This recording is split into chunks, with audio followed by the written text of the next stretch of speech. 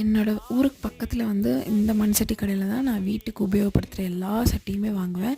இந்த வாட்டி வந்து புலாவ் பண்ணுறதுக்கு சட்டியும் டீ குடிக்கிற டம்ளர் இதெல்லாம் வாங்கினேன். ரொம்ப ரேட் கம்மியாக இருந்தது.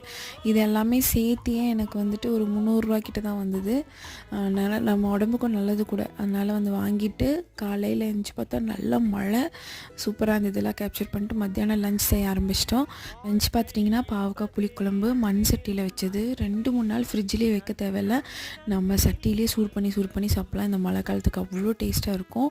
இன்றைக்கி வந்து டயட் ஃபுட் வந்து என்னென்னு பார்த்துட்டிங்கன்னா இந்த பாவக்காய் புளிக்குழம்பு, மட்டை அரிசி, அதுக்கப்புறம் வந்து குடம்புளியில் வந்து ரசம் வச்சுருந்தேன்.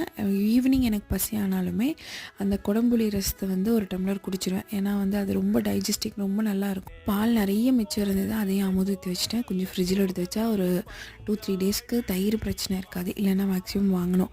ஏன்னா அடிக்கடி பிரியாணி பண்ணுவோம். அடிக்கடி எங்களுக்கு வந்து தயிர் தேவைப்படும்.